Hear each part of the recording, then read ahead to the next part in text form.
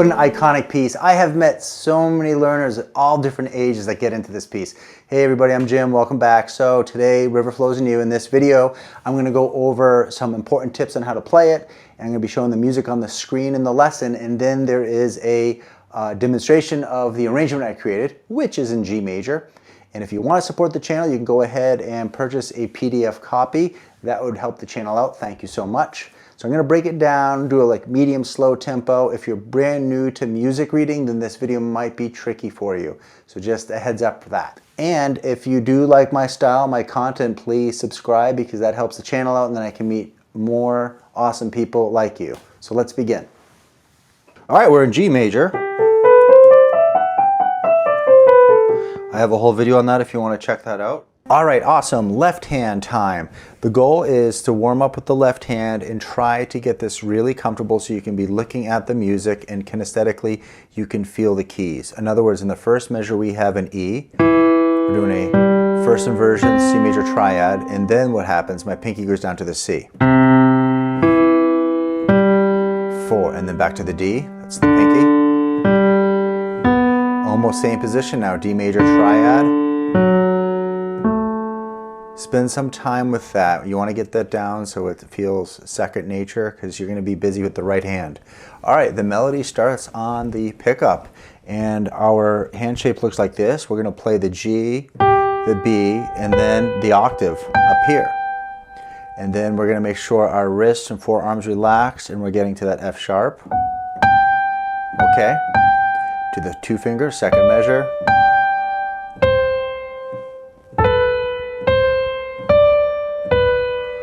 So what I just did is I demonstrated the physical approach to it as far as where our hands should look and feel. Now I'll play the melody as written. 1, not that fast for now. 1, 2, 3, and 3.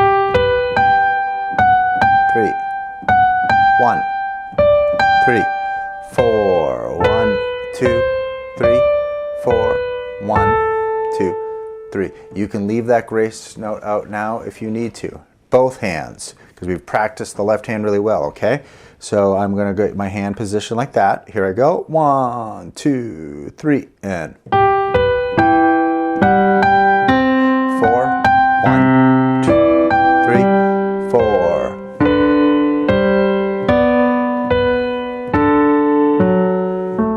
So if you watch the video again, play it back, you'll notice how my left hand knew what to do, and it was getting ready for the next note. Or the next chord. And speaking of chords, we're really playing the C major for 2 bars, just with chord inversions. And then we have a 3rd bar, G major, and then D major. All right, next section. All right, the next phrase starts with a pickup, G and F sharp. You can't see that on the screen, but you have the whole phrase there. I'm going to demonstrate with both hands. I'm going to go slower so you can hear and see what I'm doing, and then give some musical tips. Here I go. 1, 2, 3, and accent crescendo that right hand. 2, 3, 4. 1, 2, 3, and then it gets faster here. 4, the main melody. 4, 1, 2, 3, 4.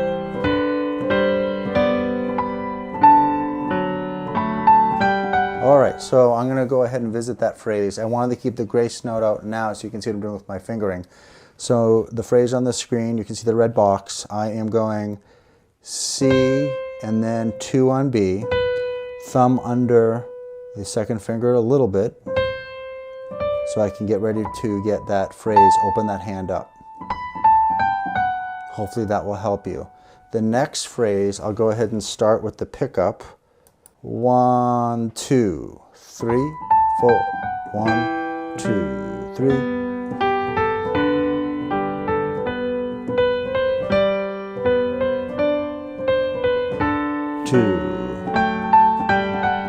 All right, now the B section. All right, here we are looking at the B section. So the left hand is a bit different. It's slightly busier. I have 4 quarter notes per bar versus the first section where I had 2 quarters and a half.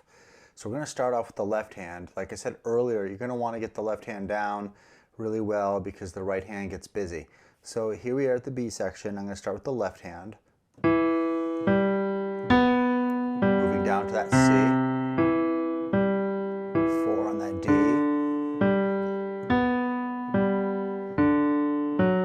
and get used to that. That happens for 8 bars. That pattern repeats itself with a little variation.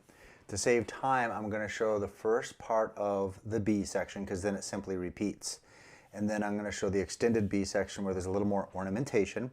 And don't get too overwhelmed. I have a play along where I play this from head to toe. So you can check that out if you wish. All right, so now with the right hand, we're up here. And for some learners, this is quite a distance. If you look where the left hand is and the right hand, and then later on, the right hand has to go up higher. So I'm going to go ahead and just play the right hand slow so you can watch what I'm doing with the fingering. Starting with the 3rd finger on G.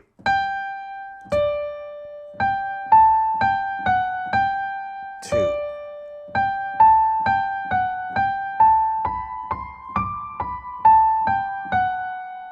And then that repeats. I've seen and heard students when they get to that one section, when they go up, they go too fast or sloppy and then they think you're just going down again like 5 position, but it's D to the B. So keep that in mind. Let's try both hands. B section. Here I go. 3 and 4 and 2 and 3, 4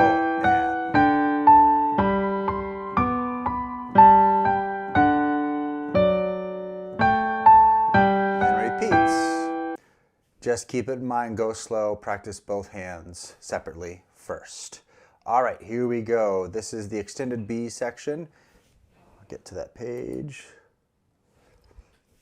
You have on the right hand, 1, 2, 3, 4, and so that there, it's third finger again, 4. So from the beginning of that C section, 1, 2, 3, 4, and 1, 2, 3, 4, and 1, 2, 3, 4, and make sure your wrist is relaxed. You take your time with that. That'll be good for you to slowly speed it up. All right, I'll demonstrate both hands. Here I go. C, go, and 1, 2, 3, 4, 1.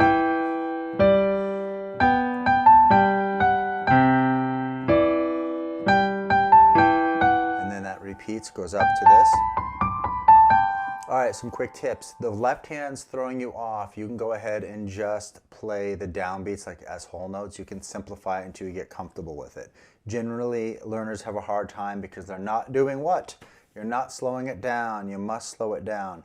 All right, going into the last section before the melody into the end is a slower section. So let's check that out. All right, here comes the slow section, and then the melody repeats, and I will demonstrate part of the slow section because that repeats. Go back to the melody, and then I'll demonstrate the last few bars where it slows down and play the super low G.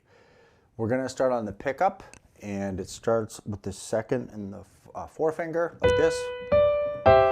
All my fingers are suggestive, and I like to add in as much as I can the 4 and the 5-finger, because a lot of new learners, when they're playing chords, we favor certain muscles, and then we condition ourselves that way. So just a little technique tip on why sometimes I use fingers the way I do, so learners can strengthen their 4 and 5, as well as economy of where you're going on the keyboard. So here I go. You can see on the screen. I'm going to just do the right hand. 2, 3, and 4. 2, 3, and 4. 2, 3. And then that repeats. So if you notice, obviously when we play the G major chord, we're usually using this. But we're coming down and the hands are already ready. So we're just changing it up a little bit. If you go with the regular route, you kind of have to move the whole hand down, and that can add in a bit of like clunky sounding, if you will, choppy. Let's go ahead and do both hands. And the left hand is very familiar from the earlier part of the piece. Here I go. 2, 3, and 2,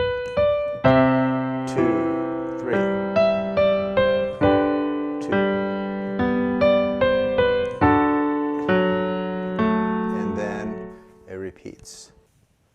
The this is slower. I'm going to demonstrate both hands at once. 1, 2, 3, 4. 1, 2, 3, 4. 2. Broken chord with the right hand.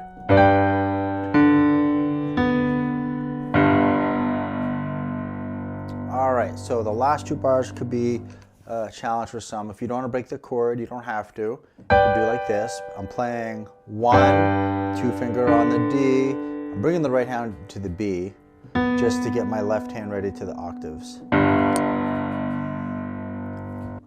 All right, do yourself a favor, check out the play along. I want to see if that will help you, and feel free to leave a comment. Feedback is where it's at, so then I can become a better creator and educator for you guys. Take care. Here's the play along.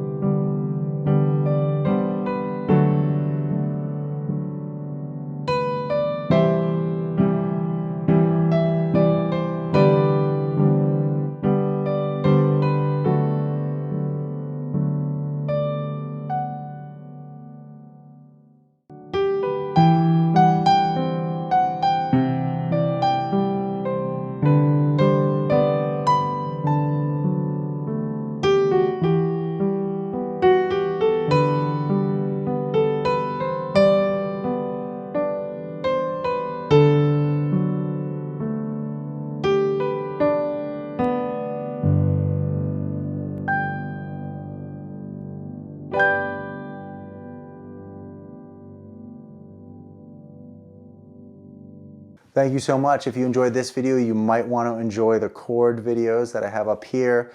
It'll get your hands going with coordination and all that good stuff. Take care. Bye for now.